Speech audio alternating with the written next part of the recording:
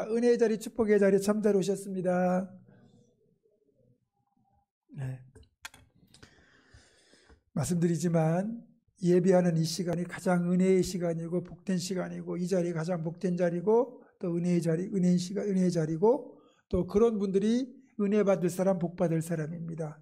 우리 서로를 보면서 한번 축복할까요? 복 많이 받으세요. 은혜 많이 받으세요. 네, 여러분 복 많이 받을 겁니다. 은혜도 많이 받을 겁니다. 저는 수요일 저녁 예배 나오는 분들을 더 사랑합니다. 모두를 사랑하지만 조금 더 사랑해요. 자, 베드로를 포함한 이 초대교회 지도자들, 그러니까 기독교 초창기의 이 사도들에게는 사실 말 못할 고민이 하나가 있었습니다. 당시에 이제 여러 가지 교회를 어렵게 만드는 요인들이 있었잖아요. 영지주의 같은 이단들, 또 교회를 향한 로마 당국의 박해, 또 동족인 유대인들의 끈질긴 방해 공작, 뭐 이런 것들로 인한 생명의 위협이나 경제적 어려움, 뭐 여러 가지가 있었지만 진짜 고민 중에 하나가 뭐였냐면 그건 바로 주님의 재림이었어요. 마가복음 9장 1절 한번 찾아볼까요? 우리 앞에 마태복음 다음에 마가복음 9장 1절.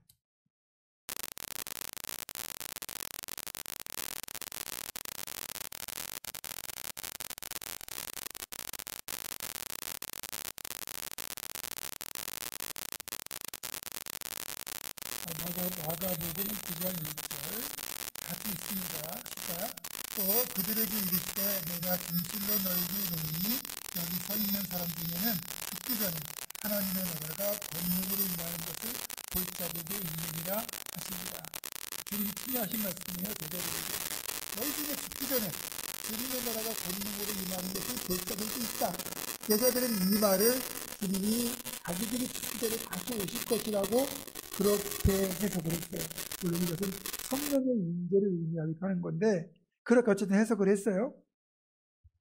그리고 사실 뭐 주님이 이제 이런 뭐 직접적으로 언제 온다는 하죠. 곧 올 거라는 그런 말씀들을 이제 중간중간 하셨고, 그런 어떤 의미가 들어있는 그 이야기들을 많이 하셨기 때문에 제자들에게는 예수님이 그 승천하실 때 올라가신 그 모습 그대로 다시 오실 것이라는 천사들의 그 말을 믿고 주님 오시옵소서라고 하는 기도를 드렸어요.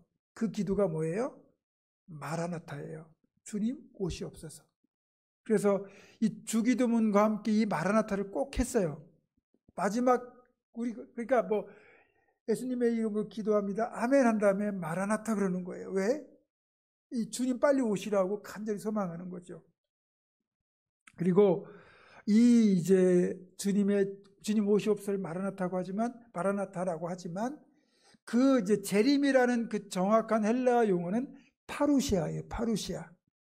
이 파루시아는 원래 로마 황제가 어떤 장소에 공식적으로 도착하거나 방문한다는 그런 의미를 지니고 있는 건데, 만유의 주 만왕의 왕이신 예수님께서 이 땅에 다시 오시는 그게 파루시아.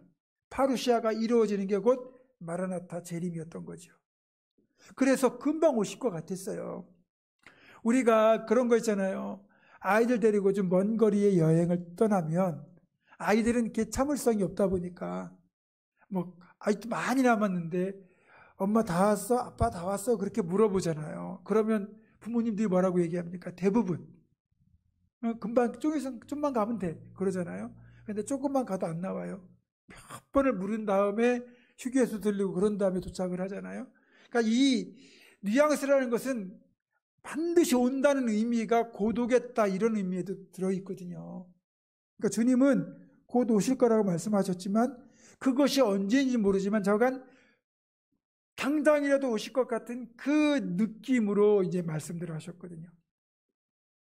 어쨌든 그 주님 곧 오실 것이라는 이 종말에 대한 기대가 예수님 부활 때 승천 직후부터 시작해가지고 2000년이 흐른 지금까지 계속되고 있는 거예요. 그러면 그런 기대가 가득했는데, 그러면 정말 주님은 왜 2000년이 지난 지금도 오지 않으시는가? 그러면 또 언제 오실 것인가? 이것에 대한 구체적인, 그 시간적인 부분은 다음 시간에 한번 살펴보도록 하고요. 어쨌든 이제 이 재림에 대한 얘기를 한번 해보겠습니다.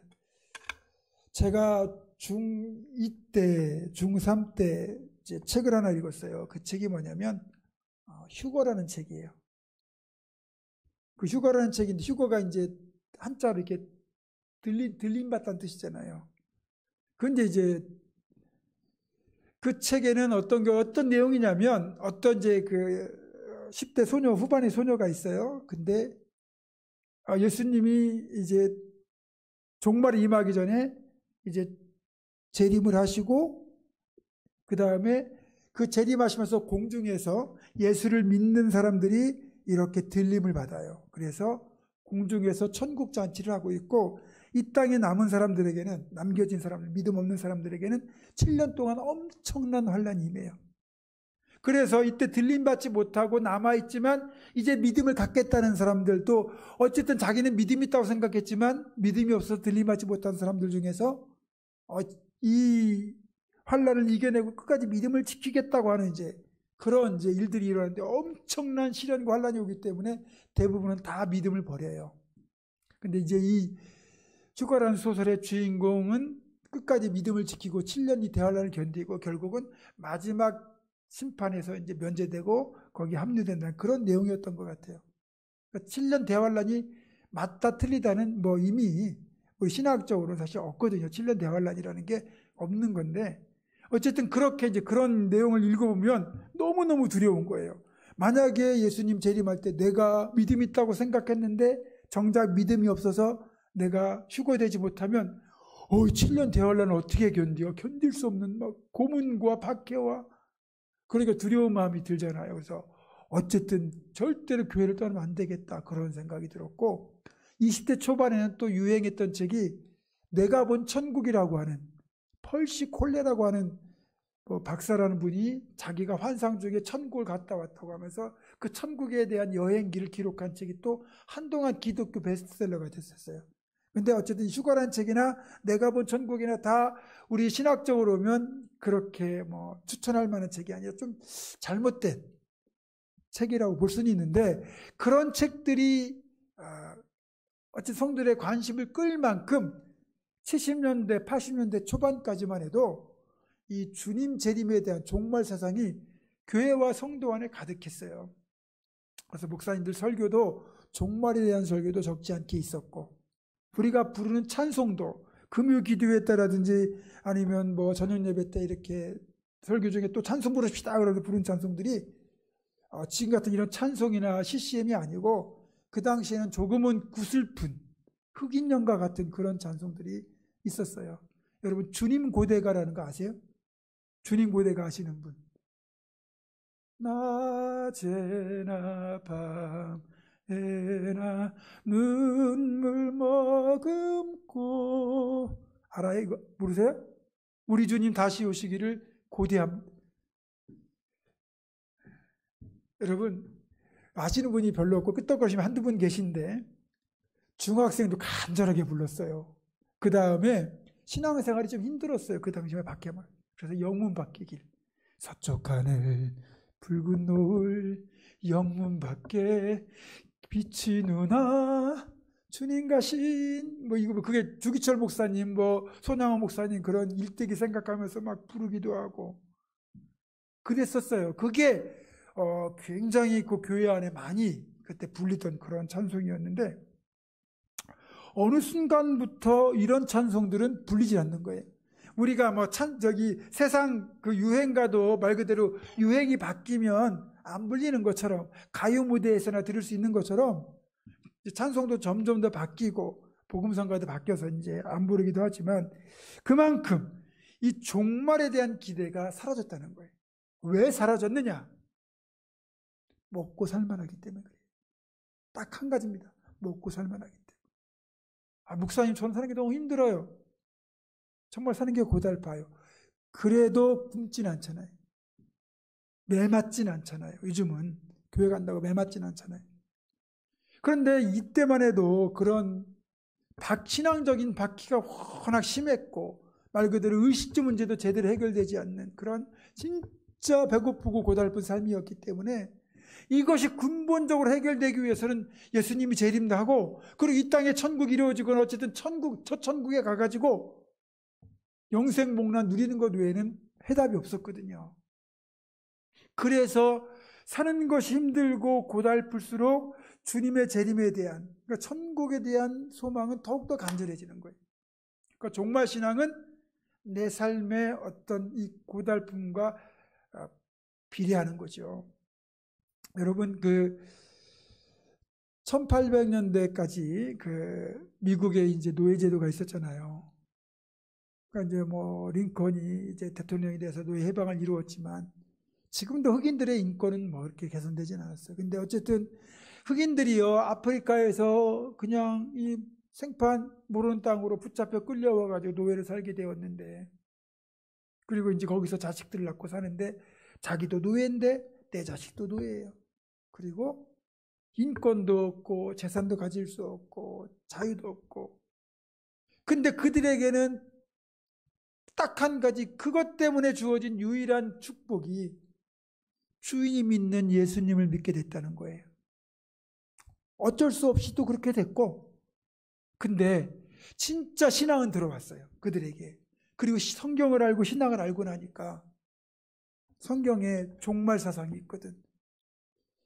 저 천국에 가면 또 그 주님의 재림이 이루어지면 이런 불평등, 억압, 폭력 이런 거 다 사라지고 나도 똑같이 존중받고 자유롭고 그리고 모든 걸 누리는 그날이 온다는 걸 알았거든요. 그러니까 그날을 기다리는 일념, 그 소망으로 그 힘든 시간들을 노예들이 견뎌낸 거예요.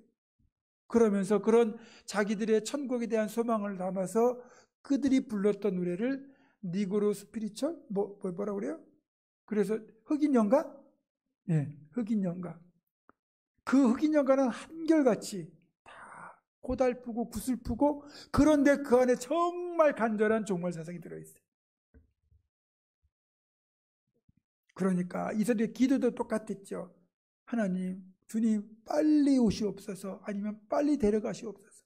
죽을 수는 없으니까 주님이 데려가셔야 가능하니까.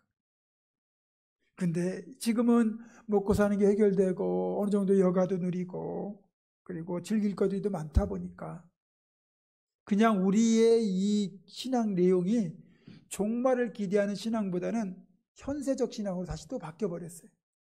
그래서 하나님, 좀 더 이 땅에서 내가 건강하게, 좀 더 행복하게, 좀 더 자유롭게, 좀 더 많은 것들을 복되게 누리며 살게 해주십시오. 이게 우리의 기도의 내용이 되어버렸어요.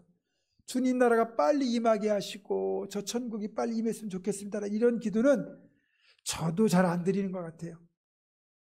그만큼 어쨌든 세상이 변했고 우리의 삶의 모습도 변했고 신앙도 변했습니다. 중요한 건 그렇다면 예를 들어서 우리의 기도의 내용을 신앙의 내용을 조금만 더 바꾸자는 거죠. 그렇게 어렵던 시절에 우리가 배고파서 부르고 고달파서 부르고 정말 아프고 힘들어서 불렀던 그런 찬송과 기도가 아니니까 이제는. 그러면 어떻게 하냐면 주님 언제 오시더라도 내가 주님 맞이하기에 부끄럽지 않은 모습으로 늘 깨어 살아가게 하여 주옵소서. 이런 식으로 좀 우리가 기도의 내용을 조금은 바꾸면 어떨까? 당장 천국이 이루어지게 해달라고, 재림이 이루어지게 해달라고 기도하진 않는다 하더라도 주님이 오셨을 때 부끄럽지 않은 모습으로 주님 맞이할 수 있는 나의 삶이 돼야지. 여러분, 주님이, 제가 늘 얘기하는 거 있잖아요. 수요일 저녁에 비 많으면 제가 늘 그러죠. 예수님 언제 재림하냐고? 비 오는 수요일 저녁에 예수님 재림한다는 말씀 자주 드렸죠. 비가 안 와도 이렇게 조금 나오는데 비 오면 더 적게 나올 거 아니에요. 저는 그래서요, 가끔 그런 생각을 해요. 비가 억수같이 쏟아지거나 아니면 폭설이 쏟아진 새벽 기도회를 제가 가는데, 저는 이제 죄송하지만 7층에 살다 보니까 비가 오나 눈이 오는 날이 아무리 추워도 제가 새벽 기도제 나가는 데는 아무 지장이 없어요. 딱 한 가지, 비가 왔고 눈이 온다는 걸 아는 그런 상황이면 한 분이라도 오실까? 그런데 놀라운 거는요, 그 눈비를 뚫고 오시는 분들이 적지 않게 늘 있다는 거예요. 그래서 그런 분들 볼 때는요, 속으로 놀라고 감동해요. 여러분, 주님이 만약에 이 시간에 재림하신다고 그러면, 아이, 우리야, 다른 사람, 예수 믿는 사람 다 구원받겠죠. 그렇지만, 피치 못할 사정 때문에 아프거나, 어디 출장 갔거나, 뭐, 어떤 상황 때문에, 정말 주님이 이해하실 만한 상황 때문에, 이 자리 없다고 그러면 괜찮겠지만, 교회도 갈 수 있는데, 가는 거 귀찮고, 좀 뭐, 놀고 즐길 거 있어가지고 만약에 다른 자리에 있다가 주님이 딱 나타나시면 화들짝 놀라면서 얼마나 부끄럽겠어요. 그래서 주님 당장 오시옵소서라는 기도를 못한다 하더라도 적어도 주님 당장 오시더라도 나는 부끄럽지 않은 모습으로 살게 해주십시오가 이게 우리의 기도가 되고 우리의 삶이 되어야 돼요. 그런데 어쨌든 베드로 사도가 생존해 있던 당시에 그렇게 주님이 곧 오실 거라는 그 종말 사상을 대부분의 성도들이 간절하게 기대하고 믿고 있던 반면에 주님의 재림을 부인하는 이들이 적지 않게 있었어요. 교회 안에도 있었고 교회 밖에도 있었어요. 그러면서 이 주님의 재림을 믿지 않거나 부인하는 사람들의 특징이 뭐냐면 어차피 주님이 오실 게 아니니까 자기들을 심판하실 대상이 없잖아요. 그러니까 이 세상에서 자기 육체의 어떤 소욕을 따라서 마음껏 방탕하고 즐기며 그렇게 사는 거예요. 그러면서 아까 말씀드린 것처럼 우리는 주님이 당장 오신다면 부끄럽지 않은 모습으로 있어야 되니까 그래도 절제하고 조심하고 정말 타락하지 않으려고 몸부림치며 살잖아요. 그러니까 이런 사람들 입장에서 이 주님의 오심을 부인하는 사람들 입장에서 보게 되면 앞뒤가 꽉 막힌 사람처럼 보일 거 아니에요. 아니 뭐 오지도 않을 그 예수를 기다린다고 주일이면 허구한 날 주일이면 교회 가고 수요일 저녁에도 교회를 가고 술도 안 마시고 담배도 안 태우고 나쁜 짓도 안 하고 정말 즐길 것도 안 즐기고 왜 저렇게 꽉 막히게 사나 그렇게 싶을 거 아니에요. 그러면서 조롱하는 거예요. 믿어도 제대로 믿어야지 저렇게 믿었다가는 이러면서 조롱을 한다는 거죠. 그게 4절에 나와 있어요. 이르되 주께서 강림하신다는 약속이 어디 있느냐. 조상들이 잔후로부터 만물이 처음 창조될 때와 같이 그냥 있다 하니 야 세상이 뭐 변한 게 있냐. 지금 뭐 하늘도 그대로 땅도 그대로 산도 그대로 다 있는데 뭐 온다고 그러느냐라고 이제 조롱한다는 거죠. 그러니까 재림이 곧 이루어지느냐 늦게 이루어지느냐 이걸 얘기하는 게 아니고 아예 종말 자체 재림 자체를 부인하는 거예요. 그러면서 자기들은 실컷 즐기고 살면서 재림을 기다리는 성도들을 이렇게 비웃고 조롱했다는 거죠. 그런 모습을 보면서 베드로 사도는 그래서 말세라고 생각했어요. 왜냐하면 말세에는 조롱하는 자들이 나타날 것이라는 그 말씀 때문에 이제 임박했다 이거야. 너 조금만 기다리면 된다. 그렇게 얘기를 하고 있는 거죠. 그러면 언제가 말세일까? 그거 이제 다음 주에 말씀드릴 거지만 그런 말세에 어떤 특징이 나타나는가를 우리가 한번 찾아보겠습니다. 앞으로 가세요. 조금만 앞으로. 디모데후서 신약 345쪽 디모데후서 3장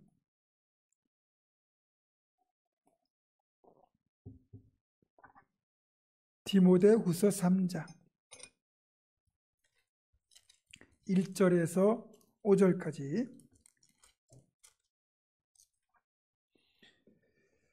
같이 읽겠습니다. 시작. 너는 이것을 알라. 말세에 고통하는 때가 이르러 사람들이 자기를 사랑하며 돈을 사랑하며 자랑하며 교만하며 비방하며 부모를 거역하며 감사하지 아니하며 거룩하지 아니하며 무정하며 원통함을 풀지 아니하며 모함하며 절제하지 못하며 사나우며 선한 것을 좋아하지 아니하며 배신하며 조급하며 자만하며 쾌락을 사랑하기를 하나님 사랑하는 것보다 더하며 경건의 모양은 있으나 경건의 능력은 부인하니 이 같은 자들에게서 네가 돌아서라. 아멘. 이제 바울 사도가 디모데에게 보낸 두 번째 편지의 내용 중에 말세가 되면 이런 모습들이 나타날 거라는 거죠. 그것들 하나 보면 첫 번째가 뭐냐면 사람들이 자기를 사랑한대. 그러니까 나를 존중하는, 어찌 보면 자존감이 높고 이런 개념이 아니고 이기심이 가득하다는 거예요. 이기주의가 팽배할 거라는 거예요. 남들이 어찌됐든 간에 나만 잘 되면 되고 내 욕심만 채우면 된다. 그런 일들이 비일비재할 거라는 거죠. 근데 예전보다는 지금이 더 그렇게 이기주의가 더 팽배한 것 같아요. 그리고 우리 때는 저기 모르겠어요. 그 시대를 언제 정확히 구분해야 될지 모르겠지만 좀 부족하고 못난 아이가 있으면 우리는 막 같이 품어주고 놀아주고 보살펴주고 했는데 요즘 아이들은 조금만 뒤떨어지고 그러면 왕따시키거나 놀리고 못되게 굴고 그런 모습이 많은 것 같아요. 이게 이제 말세가 되면 나타나는 특징이래요. 두 번째 특징이 뭐예요? 돈을 사랑하며. 이 특징은 100% 이루어졌어요. 돈 싫어하는 분 없습니다. 저도 좋아합니다. 근데 돈을 좋아하는 건 좋아요. 근데 하나님보다 돈을 더 사랑하는 게 문제죠. 돈은 참 편리한 도구예요. 하나님이 지으신 모든 것이 선함에 그쵸? 감사함으로 받으면 벌 것이 없다라고 했어요. 그러니까 돈도 하나님께서 우리를 위하여 주신 편리한 도구 중에 하나인데 이게 이제 가치 축적의 수단이 되면서부터 이게 문제가 된 거죠. 그리고 돈과 권력과 이 모든 것들이 이제 이렇게 돈으로 다 해결이 되니까 그때부터 사람들이 이제 돈에 세상 말로 이제 미쳐버리는 거예요. 저는 말씀드리지만 11년을 증권회사에서 있었고 주식 투자 때문에 저도 뭐 손해본 적도 있고 근데 이제 대부분 제 고객 제가 영업할 때 저의 고객이었던 분들 중에서도 말 그대로 주식해서 참 일확천금을 노리다가 오히려 패가 망신하는 분들도 여러 봤고요. 그런 것들을 현장에서 직접 목격을 하고 나니까 목사의 제 개인 목회적인 결론, 제 신학적 결론은 크리스천은 주식 투자는 안 된다. 장기 투자로 일정한 뭐 우리가 말하는 포트폴리오를 분산하는 건 모르겠지만 주식을 해서 돈 벌어가지고 잘 먹고 잘 살아보겠다는 식으로 그렇게 하는 것은 신앙인들에게는 절대로 맞지 않다라는 결론이 나오고요. 그거는 뭐 신앙인뿐만 아니라 누구에게도 마찬가지입니다. 안 하는 게 좋습니다. 가능하면 하지 마십시오.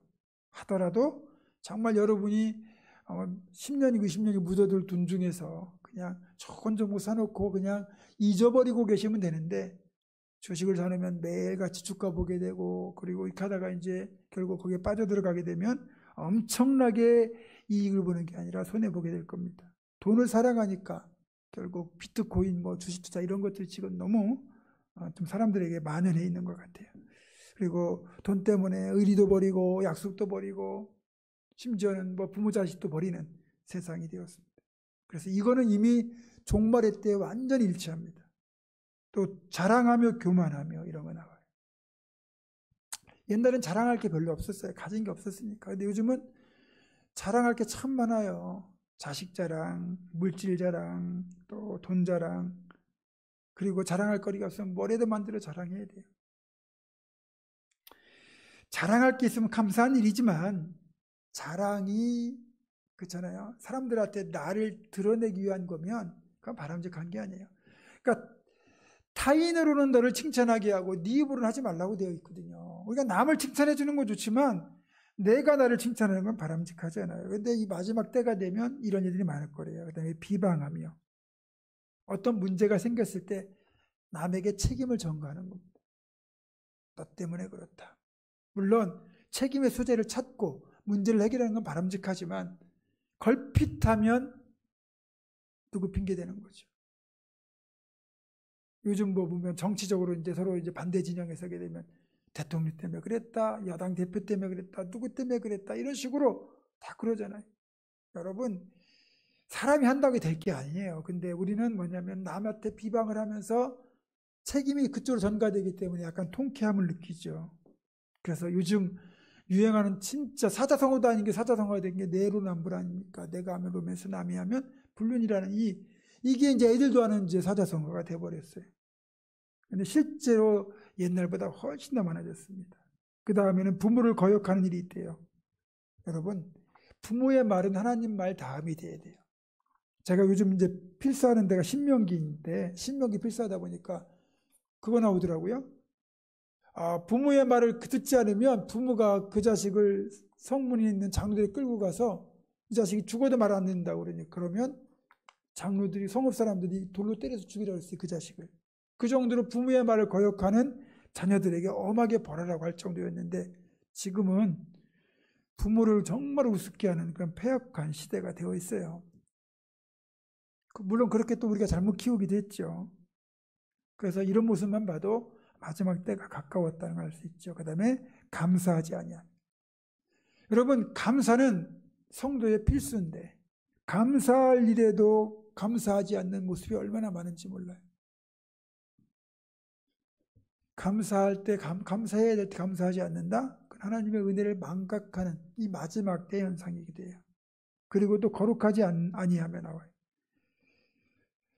그렇죠. 거룩은 하나님의 명령인데 거룩을 거부하는 것은 하나님을 정면으로 거부하는 마지막 때의 전형적인 모습입니다.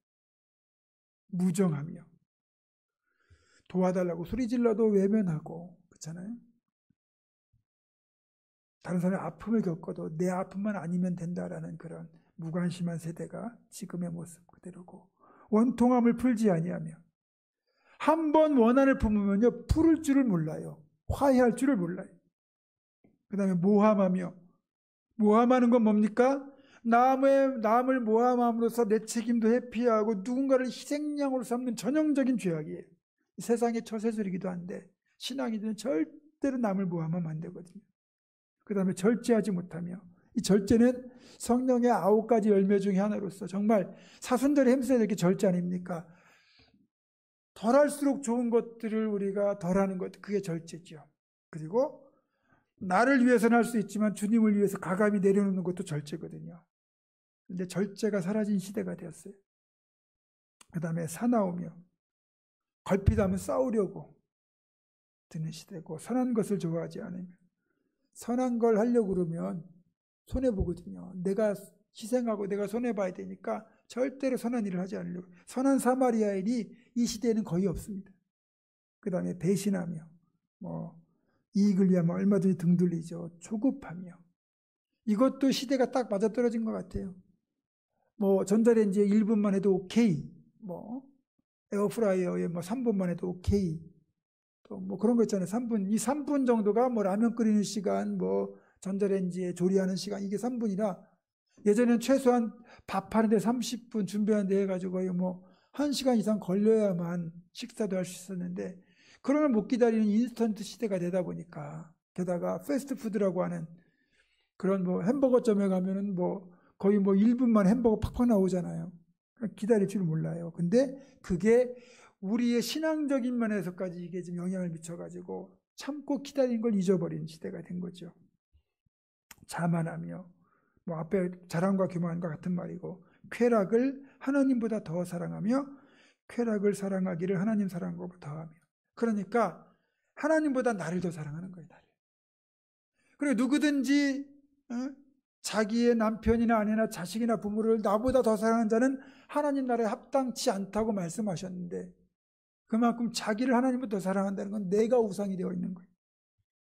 마지막으로 경건의 모양은 있지만 경건의 능력은 부인하는 시대가 됐어요.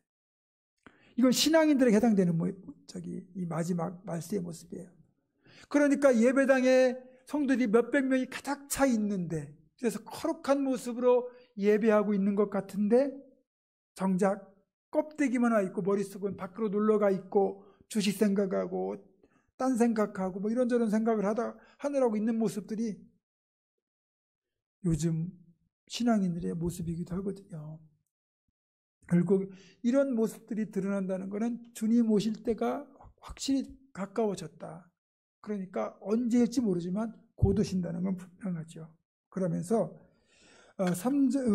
베드로후서 이 3장 6절과 7절은 어떻게 하냐면, 그렇게 언제 세상이 멸망하겠느냐, 언제 주님 오시겠느냐라고 말하는 이들에게 노아 홍수를 가지고 경고를 합니다. 그렇게 생각했지만 결국 노아 때도 똑같이 생각했지만 하나님이 물로 홍수로 심판하지 않았느냐. 그러니까 하나님의 심판은 반드시 임한다. 그래서 늘 깨어 있어라. 그렇게 말씀하시는 거죠. 여러분, 종말신앙, 그건 정말 우리 신앙인들을 깨어있게 하는, 그리고 잘못된 길로 어긋나지 않도록 막아주는 정말 귀한 신앙이에요. 그래서 종말은요, 예수님이 당장 오셔야 종말이 아니라 내가 주님을 만나는 날이 종말인 거예요. 그렇잖아요. 내가 뭐 교통사고를 당하거나 아니면 갑자기 병이 들거나 아니면 어쨌든 주님이 부르심을 해가지고 내 개인적인 종말이 오는 날이 그날과 똑같은 거예요. 집단으로나 개인으로나 어쨌든 종말이 나는 반드시 온다는 것. 그리고 얼마 남지 않았어요. 저도 얼마 남지 않은 거고요. 그래서 여러분, 제가 도중에 말씀드렸던 것처럼 당장 오시라고 기도하지는 않는다 할지라도, 당장 오시더라도 주님 맞이하기에 부끄러움이 없는 모습으로 내가 늘 살아가게 하여 주옵소서 하고 기도하고 또 그런 식으로 삶을 살고자 애를 쓰는 우리의 모습이 이 시대에 알맞는 종말신앙이라고 생각합니다. 저와 여러분이 그렇게 늘 깨어있는 종말신앙으로 살아갈 수 있기를 주님의 이름으로 축원합니다.